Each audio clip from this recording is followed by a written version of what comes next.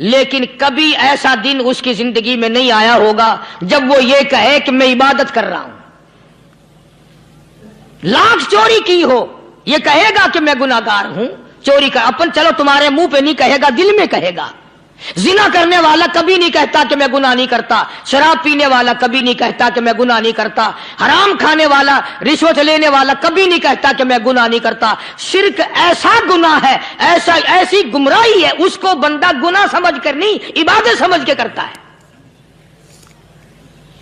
اور ارشاد فرمایا محمد عربی صلی اللہ علیہ وسلم نے کہ شرک کرنے والے کو توبہ کی توفیق نہیں ہوتی.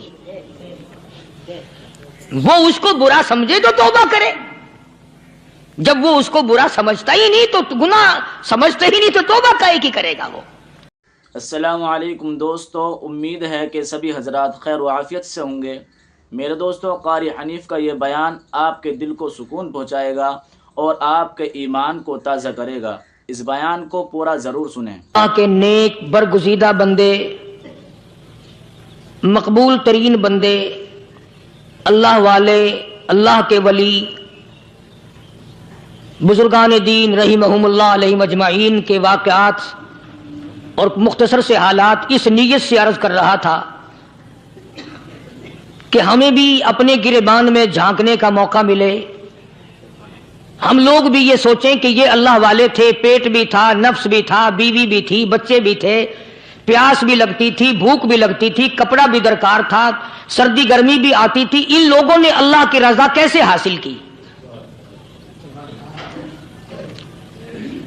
نیت میری کسی کی تردید مقصود نہیں، سمجھانے کے لیے کہتا ہوں. جیسے سڑک پہ پیدل آدمی چل رہا ہو اور پاس سے کار گزرتی ہے تو دل میں خیال آتا ہے کہ میرے پاس بھی کار ہوتی. ان اللہ کے نیک بندوں کو دیکھ کر میں اور آپ کیوں نہیں سوچتے کہ میں بھی اللہ کا نیک بندہ بن جاتا؟ کوٹھی بنگلہ دیکھ کر، لمبا چوڑا کاروبار کارخانہ دیکھ کر آدمی کے دل میں آتا ہے یارو یہ کارخانے دار ہے، میں اس کا مزدور ہوں. تیرے دل میں یہ بات کیوں نہیں آتی کہ میں نماز بھی نہیں پڑھتا اور فلانا ساری رات سویا ہی نہیں؟ ہم لوگ اپنے معاملات میں، اپنے کردار کے بارے میں آخر کب سوچیں گے وہ کون سی نئی زندگی ملے گی؟ بس ایک دھوکہ لگا ہوا ہے، او جی میں تو گناہگار ہوں میرا کیا، او جی میں تو گناہگار ہوں میرا کیا. یوں کرتا کرتا ہی مر جائے گا، توبہ نہیں کرنی. کوئی آدمی پلیت ہو اور وہ یہ کہتا رہے او یار میں تو پلیت ہوں، یار میں تو ناپاک ہوں، میرا کیا میں تو ناپاک ہوں. اللہ کے بندے پانی کے پاس جا، غسل کر، پھر ہی تو پاک بنے گا. اپنے آپ کو پلیت پلیت کہتا رہے یوں تو پاک نہیں بنے گا. یہ اللہ والے جو ہوتے ہیں آدمی کے اندر کو ٹھیک کرتے ہیں. جیسے ڈاکٹر کہتا ہے کہ اگر بلڈ پریشر کے مریض ہو تو نمک نہ کھاؤ، شوگر کے مریض ہو تو میٹھا نہ کھاؤ، باقی کے مریض ہو تو آلو نہ کھاؤ. اللہ والا کہتا ہے اگر تمہارے اندر شرک کی بیماری ہے تو خدا کے دروازے کے سوا کہیں نہ جاؤ.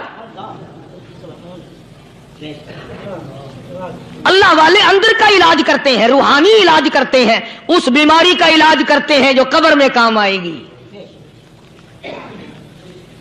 جب اللہ والوں کی مجلس میں بیٹھو گے تو وہ تمہیں یہ بتائیں گے کہ نبی کی سنتوں کے پھول چھوڑ کر بدعت کے کانٹوں کی طرف نہ جاؤ.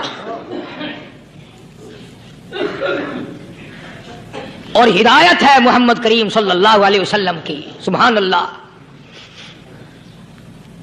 وہ جوان کتنا خوش نصیب ہوگا جو حضور کے ساتھ سواری پہ سوار ہے. اللہ اکبر.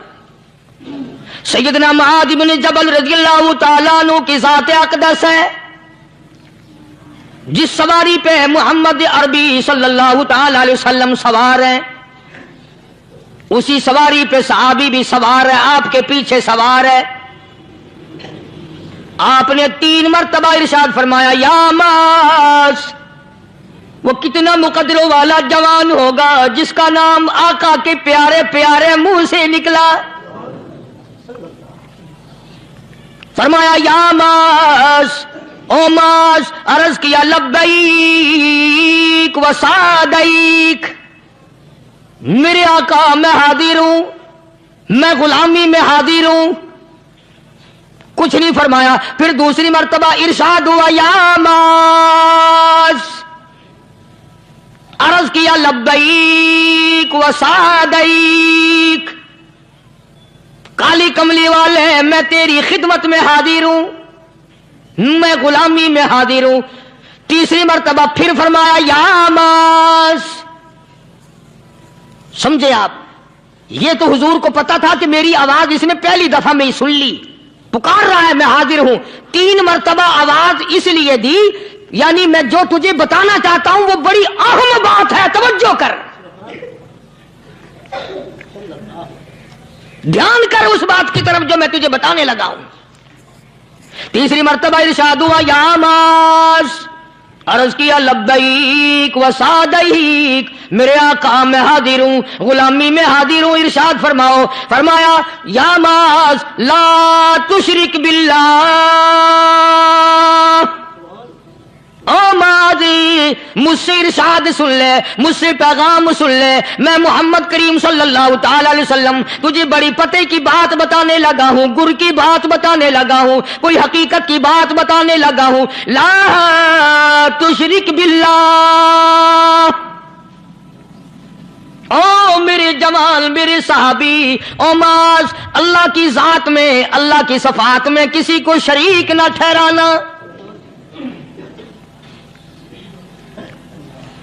किसी को बिगड़ी बनाने वाला ना समझना, किसी को परेशानी दूर करने वाला ना समझना, जिंदा करने वाला, मारने वाला, फकीर बना देने वाला, फकीर को शहनशाह बना देने वाला उसके सिवा कोई नहीं।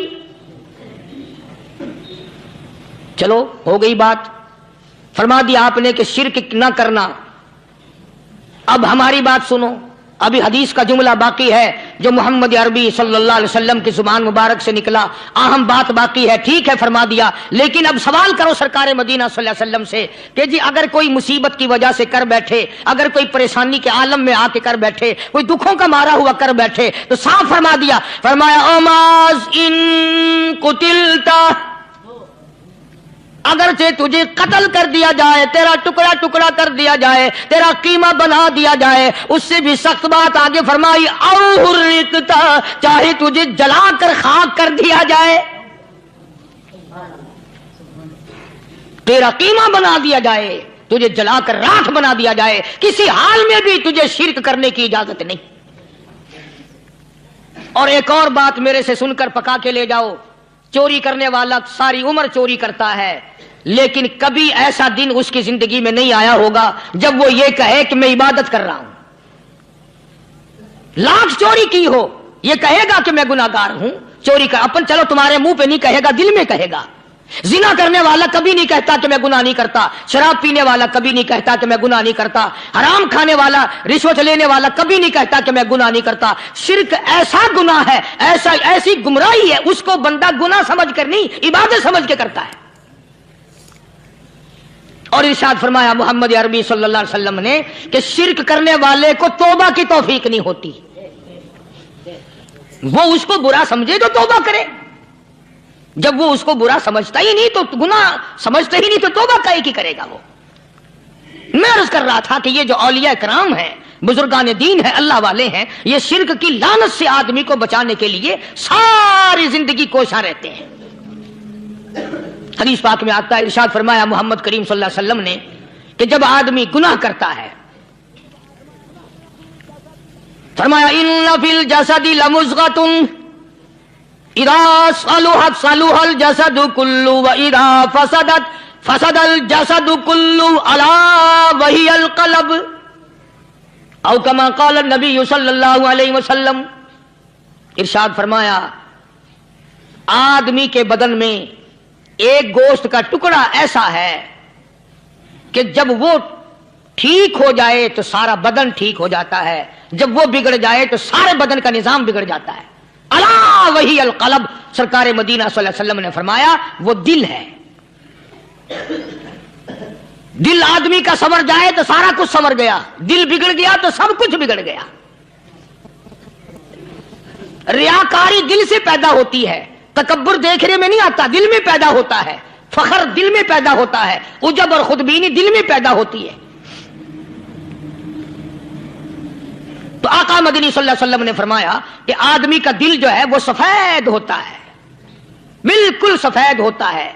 جب بندہ گناہ کرتا ہے تو ایک چھوٹا سا سیاہ کالا نقطہ اس کے دل پہ لگ جاتا ہے، پھر دوسرا گناہ کرتا ہے، پھر دوسرا نقطہ لگ جاتا ہے، پھر تیسرا گناہ کرتا ہے، پھر تیسرا نقطہ دل پہ لگ جاتا ہے، حتیٰ کہ اس کا دل سارا کالا ہو جاتا ہے۔ اور جب سارا دل کالا ہو جاتا ہے تو اس کے دل کے اندر پھر حق سمجھنے کی گنجائش نہیں رہتی، پھر وہ اتنا بگڑتا ہے کہ خلاف شرع کام کو وہ عبادت کہتا ہے، پھر وہ ڈھول دھماکے کو عبادت کہتا ہے، پھر وہ چمٹا کھڑکانے کو عبادت کہتا ہے، پھر وہ نشہ کرنے کو عبادت کہتا ہے، پھر وہ نماز نہ پڑھنے کو عبادت کہتا ہے، پھر وہ قرآن کے قریب نہ آنے کو عبادت کہتا ہے۔ حالانکہ بزرگوں کا یہ طریقہ کار نہیں۔ سائیں توکل شاہ صاحب سبقت رحمت اللہ علیہ، امبالے شہر میں مزار ہے، حضرت کے واقعات میں لکھا ہے کہ جب کوئی عالم، جب کوئی قاری، جب کوئی بزرگ قرآن پڑھتا یا کچھ بیان کرتا، اگر قرآن پڑھتا غلطی کرتا، ہاں یہ بات سمجھ لو کہ سائیں شاہ صاحب جو تھے ان پڑھ تھے، عالم نہ تھے، پڑھے ہوئے نہیں تھے، لیکن اگر کوئی قرآن کی آیت غلط پڑھتا تو سائیں شاہ صاحب جو تھے وہ کہتے کہ تو نے غلطی کی ہے، اور اگر کوئی حضور کریم صلی اللہ علیہ وسلم کی حدیث پاک پڑھتا اس میں کوئی غلطی کر دیتا تو شاہ صاحب فرماتے کہ تو نے غلطی کی ہے۔ تو ایک دن مولویوں نے، عالموں نے، قاریوں نے مشورہ کر لیا اور کہنے لگے آؤ شاہ صاحب سے پوچھیں گے کہ ان کو یہ پڑھے ہوئے تو ہے نہیں، ان کو پتہ کیسے چلتا ہے، آیت غلط پڑھی گئی، حدیث پاک غلط پڑھی گئی، ان کو پتہ کیسے چلتا ہے؟ تو اللہ والے کی خدمت میں پہنچے اور جا کے یہ سوال کر دیا، اللہ والے سے یہ سوال کر دیا، آپ سب سبحان اللہ کہو تو میں آگے جواب بتاؤں۔ اللہ اکبر، اللہ اکبر، کیا شان ہے اللہ والوں کی۔ فرمایا تم نہیں جانتے جب کوئی قاری قرآن صحیح پڑھتا ہے، عالم حدیث پاک صحیح بیان کرتا ہے، میں دیکھتا ہوں، میری آنکھوں کو نظر آتا ہے، اس کے سر سے لے کر آسمان تک نوری فرشتوں کی قطار بند جاتی ہے، اور جب وہ غلطی کرتا ہے تو وہ قطار ساری رخصت ہو جاتی ہے، وہ قطار ساری چھٹی کر جاتی ہے، میں سمجھ جاتا ہوں کہ کوئی غلطی ہوئی ہے۔ یہ ہے اللہ والوں کی باتیں جو ہم لوگوں کے کام آنے والی ہیں، جو ہمارے سوچ و بچار کی ہیں، جو ہمارے کرنے کی ہیں، کہ کتنے دن ان حضرات کو فاقے کرنے پڑے، مصیبت جھیلنی پڑی، پریشانی اٹھانی پڑی تو پرواہ ہی نہیں کرتے تھے۔ مخلوق سے سوال کرنا ان حضرات کے یہاں بہت بری بات تھی، بلکہ نفحۃ الیمن ایک عربی کورس کی کتاب ہے، درس میں پڑھائی جاتی ہے عربی مدرسوں میں۔ ہم نے جب سبق پڑھتے تھے تو ایک واقعہ پڑھا تھا کہ کسی پہاڑ کی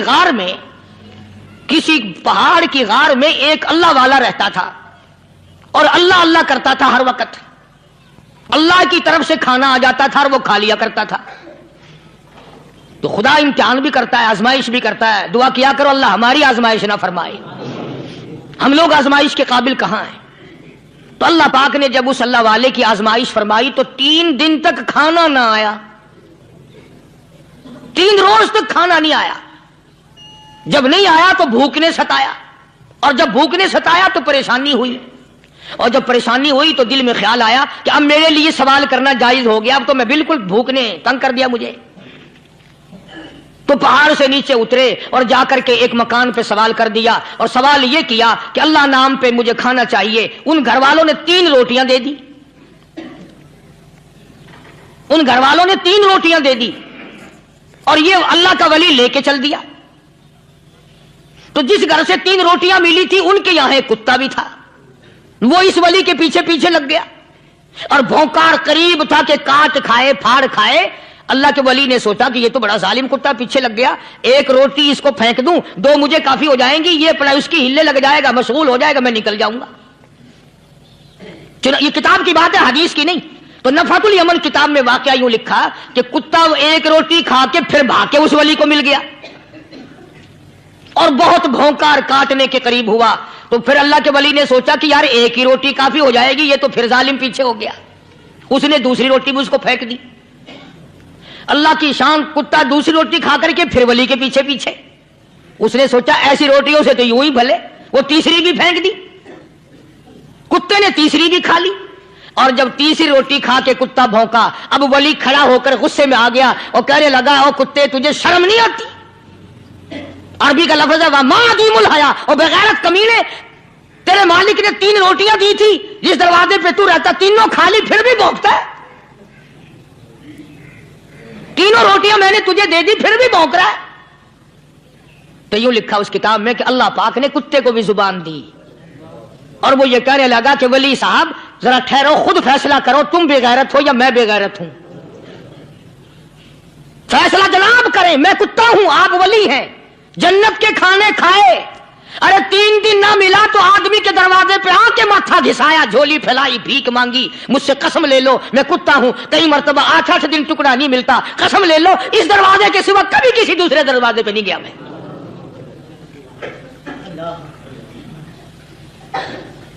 तजर्बा कर लो, 3 दिन कुत्ते को टुकड़ा डालो, चौथे दिन दुम हिलाकर तुम्हारे पांव में लिटेगा। सारी उम्र गुजर गई उस मालिक का दिया हुआ खाते हुए पीते हुए, आज भी तुझे उस मालिक का दरवाजा समझ नहीं आया। पानी वो पिलाता, वल्लदी हुवा युतइमुनी व यस्कीन व इदा मरिज़तु फहुवा यशफीन। कितना खिलाता है, कितने आला दर्जे के खाने खिलाता है, तरह तरह के खाने खिलाता है। पाला उसने, संभाला उसने, जिंदगी उसने दी, औलाद उसने दी, खूबसूरत बीवी उसने दी, गराबाद उसने किया। थोड़ी सी परेशानी आ गई, अब जाके कब्र के सामने झुका खड़ा है, उस मालिक से मेरा काम नहीं चला, और 4 गज जमीन में पड़ने वाले, तू मेरी हाजत रवाई कर दे।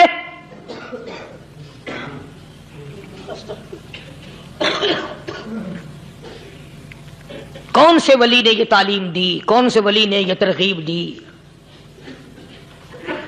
ख्वाजा कुतुबुद्दीन बख्तियार काकी रहमतुल्लाह अलैह, बाबा फरीदुद्दीन शकरगंज रहमतुल्लाह अलैह का पीर है। इतने अल्लाह वाले लोग थे, इतने अल्लाह वाले लोग थे। ख्वाजा कुतुबुद्दीन बख्तियार काकी रहमतुल्लाह अलैह का आखिरी वक्त दिल्ली शहर में आ गया। न दौलत थी, न कोठी थी, न बंगला था, फकीरी। हाय हाय, अजीब बादशाहत होती है इन लोगों की, बादशाह इनके दरवाजों पे आया करते थे। ख्वाजा अबुल हसन खरकानी रहमतुल्लाह अलैह बुजुर्ग गुजरे हैं, महमूद गजनवी का जमाना है। महमूद गजनवी मरहूम बादशाह नेक आदमी था। ख्वाजा अबुल हसन खरकानी रहमतुल्लाह अलैह की खिदमत में आया और हजरत ने यूं पूछ लिया, फरमाया महमूद 2-4 दिन पहले भी तो सुना था कि तुम इधर आए हो, मुझसे मिल के नहीं गए? तो कहने लगा हजरत सरकारी दौरे पे आया था, सरकारी दौरे की लपेट में अल्लाह वाले की जियारत को बेअदबी समझता हूं, अल्लाह वाले की जियारत करने आऊं, काम कोई और लेकर आऊं और अल्लाह वाले की जियारत करूं, मेरे नजदीक ये बेअदबी है। फरमाया आज इरादा करके आए हो? कि जी हां इरादा करके आया हूं। बातें होती रही, महमूद कहने लगा हजरत आज बहुत बड़ा काम लेकर आया हूं, दुआ फरमाओ, सोमनाथ के मंदिर पे हमले का इरादा है, 70 राजाओं की फौज आएंगी, 70 बादशाहों की फौज आएंगी, 70 राजा हिंदू अपनी फौज लेकर आएंगे, मैं अकेला मुसलमान मुकाबले में आऊंगा, दुआ फरमाओ वो कादिर करीम मुझे फतह अता फरमाए। कैसी नीयत लेकर आया करते थे बादशाह लोग फकीरों के दरबार में। आज तो अगर किसी वली के पास भी जाओगे, मैंने मौलाना उबैदुल्लाह अनवर मद्दसिल्लू से पिछले दिनों अर्ज कर दिया, मैंने कहा हजरत आप अपने घर में ही रहते हैं, बाहर नहीं निकलते, कई कई दिन लोगों को नेकी मिलेगी, ज़ियारत होगी। तो फरमाने लगे कारी साहब आपको क्या पता है, बस इसी काम के लिए लोग आते हैं, हमारी ईंट पर दो, हमने मकान बनाना है, हमें दुकान का तावीज दे दो, हमारे पीछे दुश्मन लग गया, हमारा मुकदमा हो गया, और यूं तो कहने कोई भी नहीं आता, दुआ कर दो अल्लाह मेरी कब्र में भलाई फरमा दे। तो महमूद गजनवी ने ख्वाजा अबुल हसन खरकानी से दरखास्त की कि आप दुआ फरमाएं। अल्लाह वाले ने दुआ भी फरमाई और अपना मुसल्ला दे दिया। یوں فرمایا محمود جب مشکل وقت آ جائے اس مصلی پہ کھڑے ہو کر 2 رکعت نماز ادا کرنا. پتا چلا کہ اللہ کی مدد جو ہے وہ نماز کے ساتھ ہے. میں تمہیں بھی بتاتا ہوں، ولی تو میں نہیں. جب بھی کوئی پریشانی آئے، جب بھی کوئی تکلیف آئے، فرمایا استعینوا بالصبر والصلاۃ. نماز پڑھو انشاءاللہ آسانی ہوگی. صبر کر، نماز پڑھ. ان اللہ مع الصابرین. اللہ پاک صبر کرنے والوں کا ساتھی ہے. صبر بھی کرتا جا، نماز بھی ادا کرتا جا. جس سے تیرا بگاڑ ہے یوں بھی سوچتا جا میری طرف سے کوئی ظلم نہ ہو جائے، میں مارا جاؤں گا. اللہ ساتھ لے کر چلا گیا اور اپنی فوج کو لے کر کے سومناتھ کے مندر پہ حملہ کر دیا. مسلمان فوج بڑا سفر کر کے آئی تھی، دور سے آئی تھی، تھکی ہوئی تھی، چور چور تھی. اتنے حالات نہ تھے، اتنے ہتھیار نہ تھے. 70 راجاؤں کی فوج کے مقابلے میں مسلمانوں کو شکست ہو گئی. محمود غزنوی کو خبر دی گئی بادشاہ شکست ہو گئی. محمود نے 2 رکعت نماز ادا کی. اور یہ بھی بتا دوں اللہ والوں کا اتنا ادب کیا محمود غزنوی نے کہ اس مصلی پہ کھڑے ہو کر نماز نہیں پڑھی، اس کو سر کے اوپر رکھ کے نماز پڑھی. مصلی اللہ والے کا سر پہ رکھ لیا اور نماز پڑھی خدا کے حضور میں. اور پھر سر سجدے میں رکھ دیا. او میرے پروردگار بے نیاز خالق و مالک، میں گناہگار صحیح، میں سیاکار صحیح، میں تیرا بندہ ہوں. او میرے مولا مقابلہ کفر سے ہے، حق پرستوں کی نہ کی تو نے گر دل جوئی نہیں. تانا دیں گے بت کے مسلم کا خدا کوئی نہیں. او میرے پروردگار آج مجھے ذلیل نہ کر، آج میری شکست نہ کر، آج مسلمانوں کو شکست نہ دے. اور بے نیاز پروردگار کافر کہیں گے ان کا خدا کہاں گیا. بس محمود غزنوی نے اللہ کے حضور میں نماز ادا کی اور دامن پھیلایا اور سر سجدے میں رکھا. وہ اطلاع ملی کہ شکست فتح میں بدل گئی. چنانچہ جمعے کا خطبہ محمود غزنوی نے سومناتھ کے مندر کے اندر دیا. کس قدر اللہ والوں کو دلچسپی تھی ان معاملات سے کہ قوم کے لیے بھلائی ہو، ملک کے لیے بھلائی ہو، عوام کے لیے آخرت کی دنیا کی بھلائی مقصود تھی. خواجہ قطب الدین بختیار کاکی رحمت اللہ علیہ دلی شہر میں رہتے ہیں. بادشاہوں کا زمانہ ہے. اللہ اللہ کیا عجیب لوگ تھے. آج تو اچھے بھلے دیندار طبقہ نماز پڑھانے والوں کو نماز کے، غسل کے، وضو کے مسائل معلوم نہیں. دوستو ایسا وقت تھا سلطان صلاح الدین خلجی رحمت اللہ علیہ کو بادشاہ ہو کر عربی کی بہت بڑی 4 جلدوں میں کتاب ہے ہدایہ بادشاہ صلاح الدین خلجی کو زبان نہیں یاد تھا. اتنی بڑی عظیم کتاب زبان نہیں یاد تھی. وہ بادشاہ بھی ہوا کرتے تھے اور ولی بھی ہوتے تھے. سلطان عالمگیر رحمت اللہ علیہ بہت بڑا بادشاہ ہو کر، اورنگزیب ہے، عالمگیر ہے، اتنا بڑا عظیم بادشاہ، مگر حضور کریم صلی اللہ علیہ وسلم کی 5000 حدیث پاک اس بادشاہ کو زبان نہیں آتی. اور قرآن کا حافظ تھا، قرآن کا قاری تھا، قرآن کا عالم تھا، قرآن کا مفسر تھا، ولی بھی تھا، بادشاہ بھی تھا، اللہ والا بھی تھا. اور اتنا خوف تھا دل میں، میں تمہیں کیا بتاؤں. اللہ اکبر. بادشاہ ہو کر کے کپڑا خریدا، مزدوری کر کے کپڑا خریدا بادشاہ نے، اور کپڑا خرید کر اس کی ٹوپیاں اپنے ہاتھوں سے سی.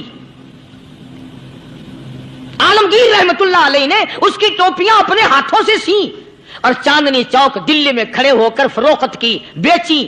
6-7 روپے جمع کر کے ایک تھیلی میں بند کر کے اوپر لکھا عالمگیر کا کفن ان پیسوں سے خریدا جائے. کبھی ہم نے بھی سوچا جو رشوت مارنے والا آدمی ہے، بتاؤ اس کے لیے کفن کہاں سے اچھے پیسے تلاش کر کے لایا جائے گا؟ رشوت کا ہی کفن ملے گا نا. جو آدمی ملاوٹ کر کے پیسے کماتا ہے، فنکاری کر کے پیسہ کماتا ہے، دغا اور فریب کر کے پیسے کماتا ہے، تو آج ہمارا کفن بھی صحیح نہیں، کفن بھی دغا والا، فریب والا، ملاوٹ والا۔ بلکہ تم تو کہتے ہو کہ آج کل کھانے کے لیے خالص کچھ نہیں ملتا، میں کہتا ہوں میت کو غسل دینے کے لیے پانی خالص نہیں ملتا، یہ جو ہم موٹریں نل کے لگاتے ہیں یہ پیسے کون سے ہمارے خالص ہیں؟ جو صابن میت کو مل رہے ہیں کون سے پیسوں کا خریدا ہوا ہے؟ جو خوشبو میت کو لگ رہی ہے کون سے پیسوں کی خریدی ہوئی ہے؟ جو کفن پڑ رہا ہے وہ کیسے پیسوں کا کفن ہے؟ اور میں آگے بڑھ کر کے کہتا ہوں جو کندھوں پہ اٹھائے جا رہے ہیں وہ کون سے کتب ہیں، کون سے ابدال ہیں؟ جس نے میت کو غسل دیا ہے کبھی معلوم کیا کہ وہ کتنا بڑا نیک آدمی ہے؟ یہ تو ہمارے آخری وقت کا حال ہے، اور اس طرف کسی کا دھیان نہیں، سوچ نہیں، بچار نہیں، قطعی طور پر اندھے ہو جاتے ہیں۔ او میاں ٹھیک ہے جو کچھ ہو رہا ہے۔ اچھا ایک بات عرض کروں، اللہ تبارک و تعالیٰ کے یہاں جب ہم جائیں گے، اگر اور سارے معاملات کو چھوڑ دو، اللہ پاک یہی پوچھ لے کہ میاں یہ کفن جو پہن کے آیا یہ کیسا ہے؟ یہ جو کفن پہن کے آیا یہ کیسا؟ ہم کیا جواب دیں گے؟ بادشاہ عالمگیر رحمت اللہ علیہ نے تھیلی پہ لکھ کر کے بند کر کے رکھ دیا، جب میرا انتقال ہو جائے، میری موت آ جائے، جب میں دنیا سے رخصت ہو جاؤں، جب میں دنیا سے چلا جاؤں، میرا آخری لباس جو میں نے ساتھ لے کے جانا ہے، وہ شادی کے جوڑے دنیا تیار کرتی ہے، سفر کے جوڑے دنیا تیار کرتی ہے، غیر ملکوں میں جانے کے لباس دنیا تیار کرتی ہے، ادھر ادھر جانے کے لیے، تقریبوں میں جانے کے لیے جوڑے لباس پوشاک دنیا تیار کرتی ہے۔ اور میں کہتا ہوں لوگوں، قبر کی پوشاک ہم کب تیار کریں گے؟ عالمگیر رحمت اللہ علیہ نے خود اپنے کفن کا انتظام کر کے رکھ دیا۔ ہمارے گھروں میں تو اگر کفن کا ذکر کرو تو گھر والے بھی منہ بنائیں گے، چھوڑو تم نے کفن کی باتیں بنانی شروع کر دی ابھی سے ہی۔ اور ایک اور عرض کروں، کفن بھی مقدر والوں کو ملتا، کئیوں کو ملتا ہی نہیں۔ کفن نہیں ملتا، قبر نہیں ملتی، نماز جنازہ نہیں ملتی، غسل نصیب نہیں ہوتا۔ مقدری سودے ہیں، نہ یہ دولت سے بات بنتی ہے، اور نہ یہ اقتدار سے بات بنتی ہے، اور نہ یہ سرمایہ سے بات بنتی ہے۔ یہ تو تقدیروں کے مسئلے ہیں جو مالک نے اپنے ہاتھ میں رکھا ہے۔ جناب رسول کریم سب کہہ دو صلی اللہ علیہ وسلم کے سگے چچا، اللہ غنی جنگ احد ہے، امام الانبیاء محبوب کبریا حضرت محمد مصطفیٰ صلی اللہ تعالی علیہ وسلم کو خبر دی گئی آپ کی حالت بھی زخمی ہے، آپ کا چہرہ انور زخمی ہو گیا، آپ کے چہرے میں خود جو سر پہ اوڑھ رکھا تھا اس کے حلقے کڑیاں چہرے انور کے اندر چلی گئی، نکلتی نہیں، نکالنا چاہتے ہیں، نکلتی نہیں، نکالنے کی کوشش کرتے ہیں۔ ابو عبیدہ بن جراح رضی اللہ تعالی عنہ نے دانتوں میں پکڑ کر وہ حلقہ زنجیر والا کھینچ لیا۔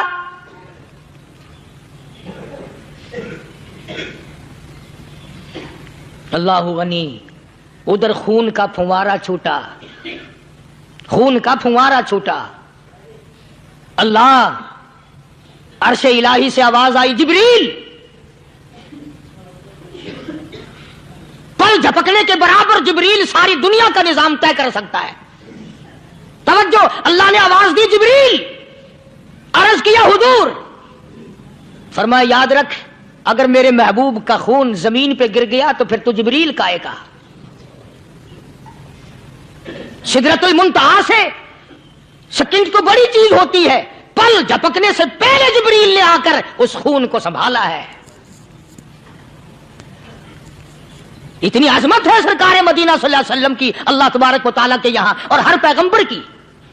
ابراہیم علیہ الصلوۃ والسلام کو وقت کے بادشاہ نے منجنیق میں بٹھا کر یوں آگ میں پھینک دیا، اس منجنیق میں سے، پنگوڑے میں سے خلیل نکل چکا۔ آواز آئی جبریل، جواب ملا حضور کہ میرا خلیل کو کیا ہوا؟ حضرت جبریل کو حکم ہوا، یاد رکھ اگر خلیل کا ایک بال بھی جل گیا تو جبریل کس کام کا؟ اللہ تبارک و تعالیٰ کے فرشتے نے پہلے پہنچ کر آگ پہ پر بچھا دیے۔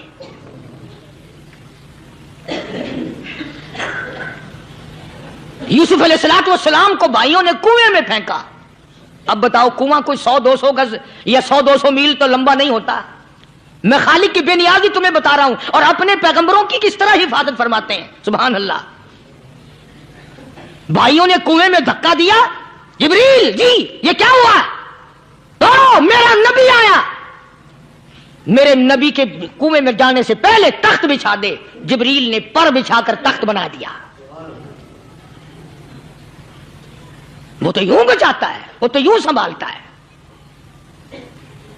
अबू बैदा बिन जर्रा रजी अल्लाह ताला अन्हु ने सरकार मदीना सल्लल्लाहु अलैहि वसल्लम के चेहरे अनवर में से वो जो जंजीर कड़ी खींची, अल्लाह अल्लाह, अबू बैदा के 2 दांत नीचे के, 2 ऊपर के, 4 दांत निकल गए। आज हमारे दांतों को कीड़े खा जाते हैं, खोखरें बन जाती हैं, निकल जाते हैं। अबू बैदा तू कितना खुश नसीब जवान है, तेरे 4 दांत तो निकल गए, पर हुजूर सल्लल्लाहु अलैहि वसल्लम की तकलीफ को तूने दूर किया। यानी आका की खिदमत करते हुए अबू बैदा के दांत निकल गए। उधर अपनी तकलीफ है, इधर पता चला काली कमली वाले सल्लल्लाहु ताला अलैहि वसल्लम तेरे चाचा का हाल ठीक नहीं। सल्लल्लाहु अलैहि वसल्लम बड़ा सदमा पहुंचा, बड़ा रंज पहुंचा। एक बात करता हूं, तवज्जो करके लिख के ले जाओ, काम आएगी। बेटियों को बताओ, बहनों को बताओ। सरकार की नजर पड़ी, सरकार की नजर पड़ी। हजरत सफिया रजी अल्लाह ताला अन्हा, हुजूर की बुआ, हुजूर की फूफी, हजरत जुबैर रजी अल्लाह ताला अन्हु की अम्मा, अमीर हमजा रजी अल्लाह ताला अन्हु की बहन दौड़ी दौड़ी आती है। पता चला ना मदीने में कि भाई का हाल ठीक नहीं, शहीद कर दिया गया। औरत जात दौड़ी दौड़ी आई। हुजूर ने फरमाया, जुबैर कौन औरत है, जाके रोको, लाश का हाल ठीक नहीं, कपड़े फाड़ेगी, जजा फजा करेगी, मैंने सुना है लाश का हाल ठीक नहीं है। हजरत जुबैर ने आके रोका, करीब आकर पहचान लिया, हजरत जुबैर की अम्मा थी। उन्होंने कहा, अम्मा इजाजत नहीं, आगे ना जाओ। हजरत सफिया अरब की तकड़ी माई, मारा गुस्सा जुबैर को, ओ परे फेंक दिया। कहने लगी, हाथ एक तरफ, मैं अपने भाई को देखने ना जाऊं। जुबैर को तो मुक्का मार के परे फेंक दिया। और लोगों तवज्जो करो, गुलाम आप भी बनते हैं, गुलाम मैं भी बनता हूं। खुदा की कसम टाइम पे गुलामी का पता चलता है। फिर जुबैर कहने लगा, अम्मा हुजूर ने मना फरमाया, आगे ना जा, हुजूर ने मना फरमाया। खुदा की कसम जिम्मेदारी से कहता हूं, उलमा ने लिखा है, हजरत सफिया ने जो पैर कदम आगे रखने के लिए उठाया हुआ था वो आगे नहीं रखा, पीछे हट के रखा है।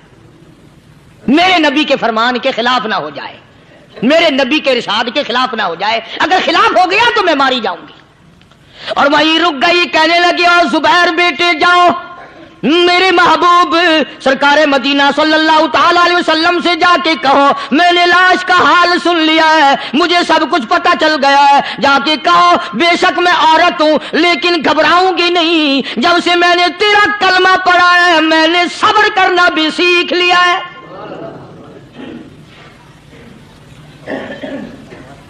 मैं ज्यादा फदा ना करूंगी, मैं कपड़े ना फाड़ूंगी, मैं रोना धोना नहीं करूंगी। मदनी करीम सल्लल्लाहु अलैहि वसल्लम को हजरत जुबैर ने जाके बता दिया, मेरी अम्मा यूं कहती है। फरमाया फिर बेशक इजाजत है, जाए।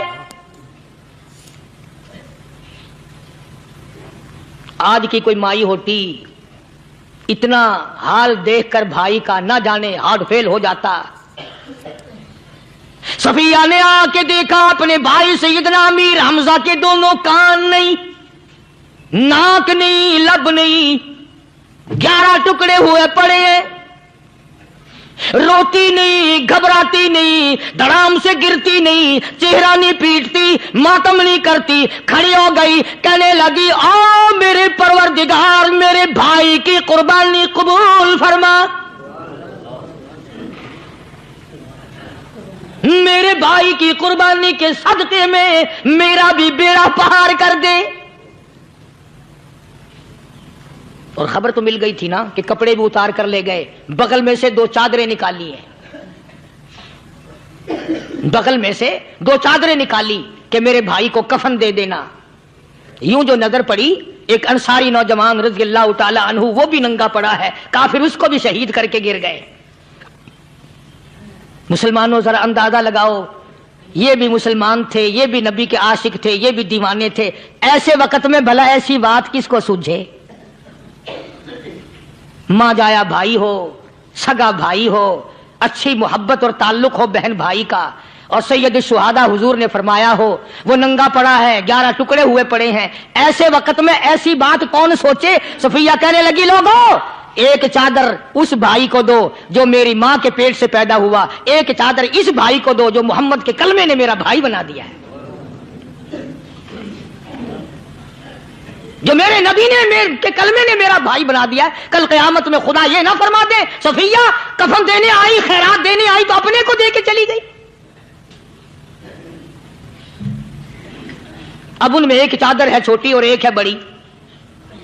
پھر کہنے لگی میری چادریں واپس کر دو, ایسا نہ ہو میرے بھائی کو بڑی مل جائے دوسرے بھائی کو چھوٹی مل جائے. اللہ پاک کل یہ نہ فرما دے اگر کفن دینے بھی آئی تو اپنے کو بڑی دوسرے کو چھوٹی, یہ اللہ کی رضا والا تو کام نہیں. قرآن اندازی کی سگے بھائی سیدنا امیر حمزہ رضی اللہ تعالیٰ عنہ کے حصے میں چھوٹی چادر آئی اور اس انصاری جوان کے حصے میں بڑی چادر آ گئی. چنانچہ جب محمد عربی صلی اللہ تعالی علیہ وسلم تشریف لائے تو حضور کو اتنا صدمہ پہنچا. میری مستقل کیسٹ ہے سیدنا امیر حمزہ رضی اللہ تعالیٰ عنہ کے عنوان پر, آپ لوگ اسے خرید کے سنیں. تم بھی کہتے ہو کہ ہم نے اسلام کی بڑی خدمت کی, ہم نے قرآن کی بڑی خدمت کی, ہم نے علماء اور طالب علموں کی بڑی خدمت کی, ہم نے مسجد اور مدرسوں کی بڑی خدمت کی. میں یہ کہتا ہوں آؤ دیکھو تو صحیح کہ ان حضرات نے کہاں تک قربانیاں دی ہیں. حضور نبی کریم صلی اللہ تعالی علیہ وسلم جب اپنے پیارے چچا کی لاش پہ آئے, چہرے پہ نظر پڑی دونوں لب نہیں. کالی کملی والے صلی اللہ تعالی علیہ وسلم نے منہ میں جھانک کر دیکھا تو زبان نہیں. ذرا نیچے کو نظر کی پیٹ میں جگر اور کلیجہ نہیں, دونوں ہاتھ نہیں دونوں کان نہیں. یہ حال دیکھ کر حضور صلی اللہ علیہ وسلم کو چکر آ گیا, زمین پہ تشریف فرما ہو گئے. اور پھر بلکہ یہاں تک لکھا ہے کہ آپ نے یوں فرمایا او میرے مالک اگر صفیہ مائی میری بوا پھوپھی یہاں نہ ہوتی تو میں یہ ٹکڑے بھی نہ اٹھاتا. اگر تو یوں ہی راضی ہے تو میں بھی یوں ہی راضی ہوں. اور پھر جب ان ٹکڑوں کو جوڑا گیا تو صحابہ نے عرض کیا یا رسول اللہ صلی اللہ تعالی علیہ وسلم امیر حمزہ قداور آدمی تھا, لمبا تکڑا بہادر آدمی تھا, حالت یہ ہے چادر چھوٹی ہے بھی ایک ہی, اگر سر ڈھانپتے ہیں تو پیر کھل جاتے ہیں, پیر ڈھانپتے ہیں تو سر کھل جاتا ہے. حضور نے فرمایا سر کو چھپا دو, پیروں پہ میرے چچا کے درختوں کے پتے ڈال دو. میں یہ عرض کر رہا تھا کہ اللہ والے ہر وقت میں آدمی کی اصلاح کی کوشش کرتے ہیں, اسے بنانے کی کوشش کرتے ہیں, اسے سمجھانے کی کوشش کرتے ہیں. اللہ تبارک و تعالی ہر مسلمان کو توفیق دے کہ وہ اپنی زندگی بھر اللہ والوں کی خدمت میں جانے آنے کی, قرآن کی خدمت کی ہر وقت پروگرام بنائے, نیت خیر رکھے. کیوں؟ اس لیے اسی کو کہتا ہے کہ لیے پھرتی ہے بلبل چونچ میں گل, لیے پھرتی ہے بلبل چونچ میں گل, اور ڈھونڈتی ہے شہید ناز کی تربت کہاں ہے. تلاش کرتے ہیں جانور پرندے کہاں پر اللہ کی رحمت برس رہی ہے. تو ہمیں بھی اللہ کی رحمت کا طالب ہونا چاہیے, اللہ کی رحمت کا متلاشی ہونا چاہیے. اللہ پاک مجھ پہ اور آپ سب پر, ساری امت پر اپنا کرم فرمائے.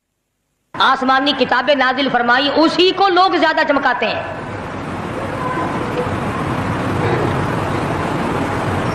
خدا اس بات کو گوارا ہی نہیں کرتا کہ میری طرف سے بغیر میرے اعلان کے کوئی ذرہ برابر اعلان کر سکے. وہ کسی قلندر کو, کسی ملنگ کو, کسی کو اختیار نہیں دیتا. جن کا خدا جیتا جاگتا حی و قیوم قائم دائم ہے وہ تو ایسا ہے, اور جن کا خدا کبھی پیدا ہوتا ہے کبھی مر جاتا ہے ان کی میں بات نہیں کرتا.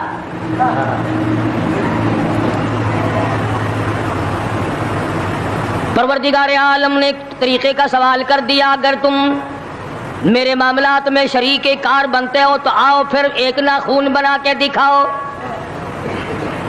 ایک بال بنا کے دکھاؤ, درخت کا ایک پتا بنا کے دکھاؤ, پتھر کا ایک روڑا بنا کے دکھاؤ, مٹی کا ایک ذرہ بنا کے میرے سامنے لاؤ. پروردگار عالم نے فرمایا چلو تم سے گائے کیا بنواؤں گا, بھینس کیا بنواؤں گا, بکری کیا بنواؤں گا, زمین و آسمان تم کیا بناؤ گے, چاند سورج ستارے کیا بناؤ گے, انسان تو بنانا تمہارے بس کا کام کہاں ہے. لن یخلقوا ذبابا, تم مجھے مکھی کا ایک پر بنا کے تو دکھاؤ.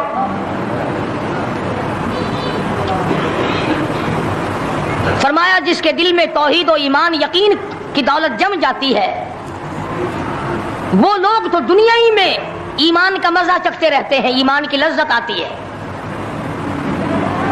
صحابہ اکرام رضوان اللہ تعالی علیہ مجمعین کی جماعت نے دنیائی میں جنت کو دیکھا، جنت کی خوشبو سونگھی، کسی کو جنت کی ہوا لگی، کسی نے جنت کا نقشہ دیکھا، کسی کو جنت کا نظارہ کرا دیا گیا دنیائی میں۔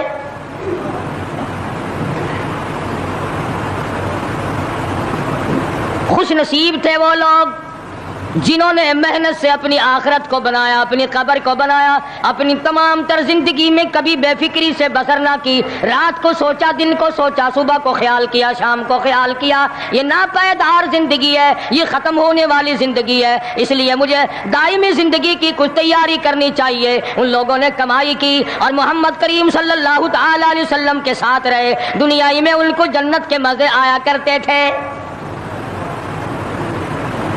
من عمل صالحا من ذکر او انثى وهو مؤمن فلنحيينه حیاتا طیبہ۔ محنت کرنی پڑتی ہے، تکلیف اٹھانی پڑتی ہے، پریشانی جھیلنی پڑتی ہے، جب جا کر کچھ کام بنتا ہے، استقامت کے ساتھ کام بنتا ہے، جہاد فی سبیل اللہ کے ساتھ کام بنتا ہے، گردنیں کٹانے سے کام بنا کرتا ہے، اپنی جانوں کا قیمہ بنوانے سے کام بنا کرتا ہے، پھونک مارنے سے نہ کبھی کام بنا اور نہ آج بن سکتا ہے۔